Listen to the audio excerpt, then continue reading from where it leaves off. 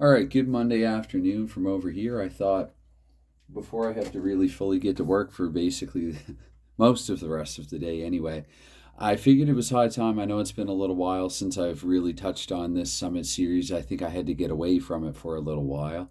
And probably what I'm going to do actually is a two-part recap for the series. The second will be a deeper dive statistically. I'm going to go back through the games and at least listen to them and try to write everything down through all 8 games because I wasn't doing that as I was playing it. At first, I was reluctant to do that because I thought that the scoring, it was basically just Henderson on Team Canada, Henderson, Henderson, Henderson, and then just the same few guys for the Soviet Union. But sometimes I think that can be a little deceiving, and just going back over it in my head, actually in hindsight, I'm pretty sure that there were a few more players on each team that were a little more productive maybe than the perception would be up front. So anyway, I'm interested in going back and doing that now, once again, that I've had a little time away from it. So that will be another video.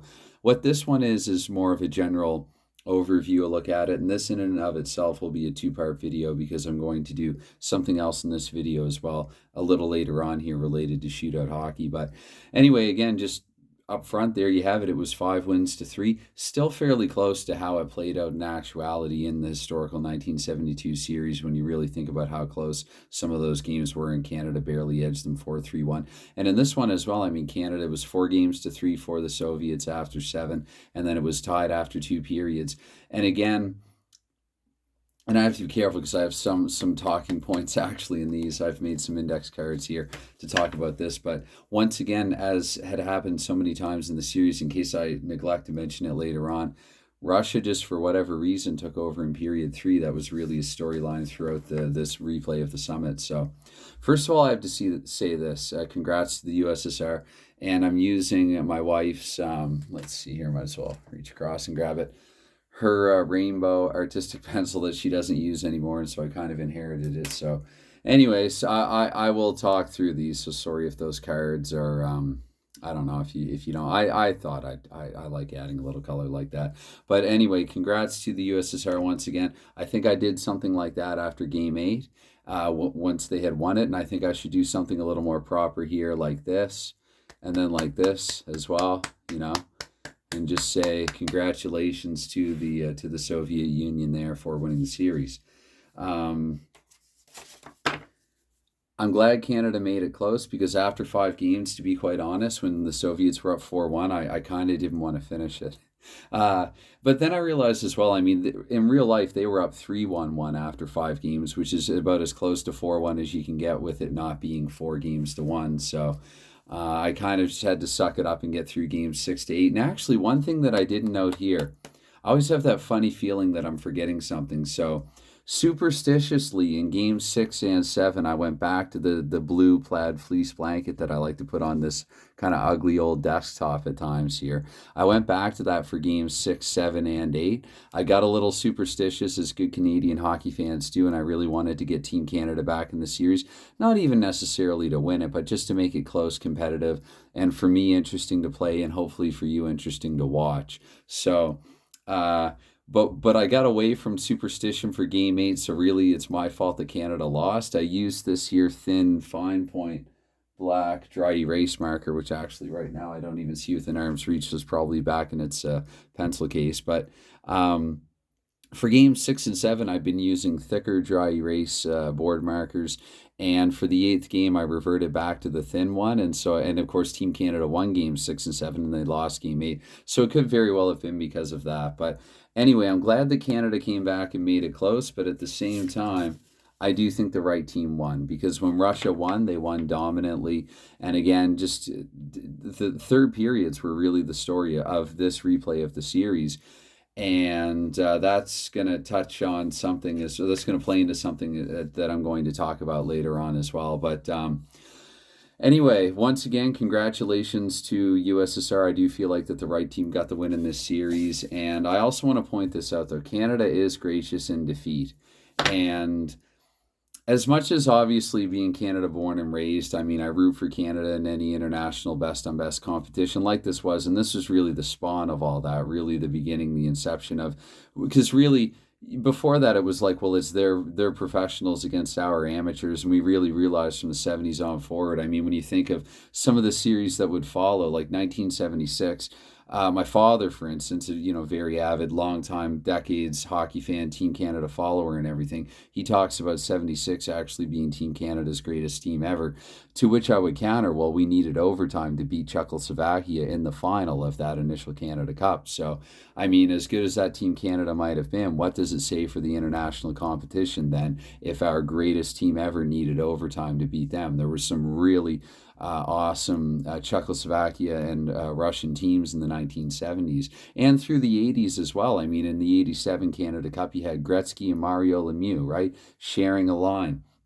What an amazing team that was. Dale Hawerchuk and Grant Fewer in goal for Team Canada. And still, I mean, we beat the USSR, Team USSR, and the KLM line by about this much. And that was with Gretzky, Lemieux, and everybody. So before it was even, before these great Russian hockey players were even known entities to the NHL, names like Tretiak here and, carded here, and just so many, so much fantastic hockey and so many fantastic hockey players that come from everywhere, all around the world, certainly through Europe and East Europe and everything. So, yeah, I want to circle back to this though. So, talking about 72 and 76 and 87, and I could include 84. One series that I really bypassed that I would encourage anybody to check out, and that's the 1981 Canada Cup. How do I say this? So, I've said before that sometimes, goodness, I almost get a little emotional even talking about it, but it's one of those things where watching hockey history DVDs and finding out about this, and it's just such a fantastic story, I think. Not what Team Canada did, but what like 31,000 plus people, and Canada's population at the time was maybe, I want to say 23 million thereabouts. I don't have the numbers right in front of me, but not that bigger of a population at the time. And what happened in the immediate aftermath of the 1981 Canada Cup, and again, so I talk about hockey heroes not necessarily lacing up the skates and off ice and just kind of doing what's right. Anyway, I will link to a video about that in the description to this video, and I highly encourage anyone who's checked this out to then go and check that out. So Canada is gracious in defeat. Just had to add that.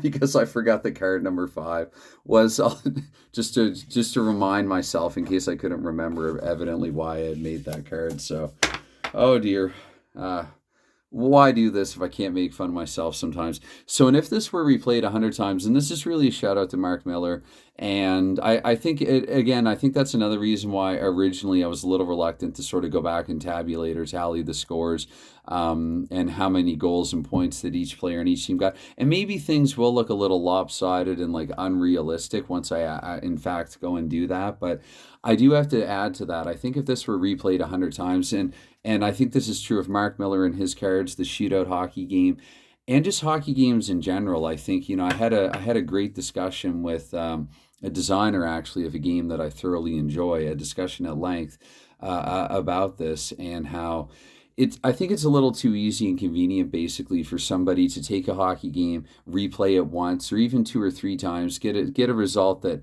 varies from history significantly, and sort of chalk it up as though this game is inaccurate. When really hockey, if you're going to make a realistic hockey game, it should be about pretty much anything being able to happen in that game, and the seemingly unrealistic, at least sometimes, or at least on rare occasion, being possible. So I have to say that I do think that if this were replayed 100 times, maybe USSR would win a little more often than not. I mean, they were certainly up in the series historically on multiple occasions, but I do think it would be close to 50-50. This was one replay, and it was pretty close, and this was the final result of it. But I think this, it would be close to 50-50 or maybe 60-40 thereabouts. And who knows, it could result in that way for either side. Again, this was an incredibly strong Soviet Union team here in 1972, and I take nothing away from them. And at the risk of sounding too dramatic there, I'm just going to move on and add to this actually and circle back to shootout once more and just say that there is strange magic in the shootout cards, and I don't believe in anything like the tarot, but I don't even know if I'm pronouncing that correctly. But power to you if you do, because shootout at times I almost kind of get it.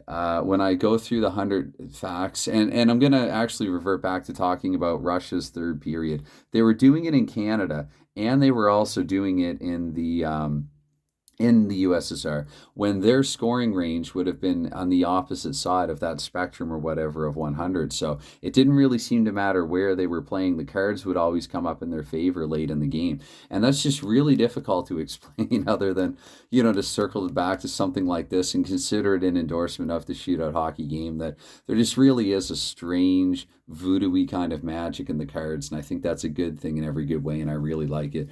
One thing that I did not include here, I don't think so, yes, scoring distribution. I think that's the final card that I have. And I've already, I think, commented enough on that about how I'm going to go back and go through things. But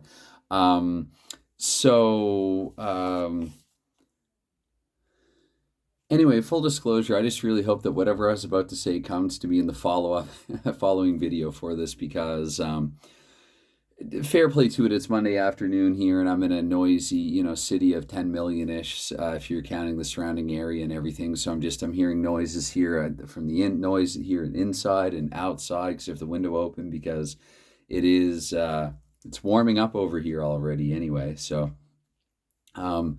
again, there is. I'll reiterate this. There just seems to be a strange magic in the shootout cards. Just for whatever reason, you get it to the table and you play through it and it works. And I would highly encourage that. Actually, any hockey game players kind of on the fence about a game. Certainly, if it's affordable enough. I mean, you can. And this will be the subject for some future videos as well. But I mean, you can sit and scoff and even balk at ratings. And the components and construction and the mechanisms of a game. But unless you've actually tried it, unless you've played, let's say, a good solid half dozen games of a hockey game, at the risk of sounding polarizing, I just really think you don't know what you're talking about. So these games need to be played in order to be appreciated, understood, and enjoyed. And that's why I'd be very reluctant to give an opinion on a hockey game that I haven't played at least that much. And even then, I'd probably want to play it considerably further. So anyway, what I'm going to do now is segue into something else here to do with shootout, because this was a mini project that came up on a roll via a roll of 2d10. So what I want to do actually is do that and determine the next shootout mini project here. I like to have like a couple of replays or a replay of what if, and then just kind of a mini project on the side and on the go. And so what this will be is, as you can see there, from 0 to 50, or 0 to 49 rather, because I'm going to count the double zero as a zero. So 50, numbers each. League of Champions and Presidents off-season tournament, basically gearing up for Season 3. The 71 Bruins and the 2000 New Jersey Devils have been eliminated from the leagues because two teams are relegated. I should say relegated. That's the better word for it. Two teams are relegated after each season. After Season 1, it was the 84 Oilers and the 96 Detroit Red Wings. They will have an opportunity in these off-season tournaments to play their way back into the League of Champions and Presidents for Season 3. And should it come up 0 to 49, I'll do a second roll in 0 to 49. It will be the Tournament of Champions featuring the 84 Oilers, 94 Rangers, the 63 Toronto Maple Leafs, and one more Stanley Cup champion still to be named. I like sometimes to keep my options open, keep on the fence, go back through all those great teams of the past team cards, and choose another Stanley Cup champion that probably will be from, I'm going to say, at least the 60s and 70s on forward. I don't want to go back into the 30s, 40s, 50s. The rosters were too small. The lineups were too small. And I've talked before about, I feel like really, even if you want to play teams across generations, I think there does have to be a cap on the gap of 25 years or so, and then beyond that it's just too much apples to oranges, at least for me, at least the way that the hockey and these things come together in my mind. But anyway, so again, the Tournament of Champions there from 0 to 49, and 50 to 99 will be the Tournament of Presidents, featuring probably the 67 Chicago Blackhawks and as the aforementioned 1996 Detroit Red Wings, and a couple more teams I'll go back through. I remember 2000 St. Louis, they contended quite well. And maybe the 2010 or 2011 Vancouver Canucks, thereabouts. So anyway, and 50 on forward is the Teams of New York series from the 2018-19 shootouts season card set. those teams. So it'll be Buffalo, New Jersey, the New York Rangers, and the New York Islanders playing off in that. And what I'm going to do for that actually is reach way back into the past on how playoff series used to be decided in the NHL. And that's I'm going to play two games. So each team will get one home game. And basically, I'm just going to count the total number of goals. And so the team that has the most goals scored after two games will advance to the final. There's going to be a semifinal and a final. I'm probably not going to put all of those games on camera. I'll probably pick out one, maybe two. Definitely, I mean the final one. I would imagine I'll put that on camera. And it'll be a 6-game series total, basically. So, or definitely. So anyway, yeah, without further ado, I mean, this is already over 15 minutes long now. So, and goodness, I tried to talk quickly and get through everything. And sorry if that's annoying, but that's, a lot that I wanted to say, get off my chest here before I have to get to work this week. So I'm going to try to give this a real good shake before it even goes through the tower. And let's see what the next shootout mini project will be. That's a 23, so it will be the League of Champions and Presidents off-season tournament. That's going to spawn a series of videos, actually, that I won't even get into for the time being, but one way or another. And so I'm going to do another roll here, and it'll be the Tournament of Champions 0 to 49, and the Tournament of Presidents I might go with, well, I will go with first, I should say. I should sound more committal. 50 to 99. Let's see what happens. That is 94, so it will be the Tournament of Presidents. Again, there will be the 1996 Detroit Red Wings, the 67 Chicago Blackhawks. That in and of itself, does that not sound like a dynamite, heavyweight, just showdown, heavyweight title fight, explosion kind of a matchup? That alone, I think the 67 Blackhawks and the 1996 Detroit Red Wings. So that you'd be, Bobby Hull, Dennis Hull, and Stan Mikita up against Steve Yzerman, Sergei Fedorov, a resurgent Paul Coffey. And I think that's just going to be a fantastic names like Ken Warren as well and Doug Moens. That was an excellent Chicago team that actually featured into my Hockey Bones final that I did as well, the Clash of Champions, and that 67 Chicago Blackhawks team. But there you have it. That was a 94, and so that's definitely well and more than enough out of me for the time being. I just really wanted to. It really, the time had come to at least address this once more. And again, I think that I am planning on doing a statistical deep dive that I will say will deeper dive anyway. That will probably be a video, but. All right, anyway, anytime that you give to anything like this, any consideration, anything like that, it's never expected, but it is always greatly appreciated. And so, anyway, bye for now.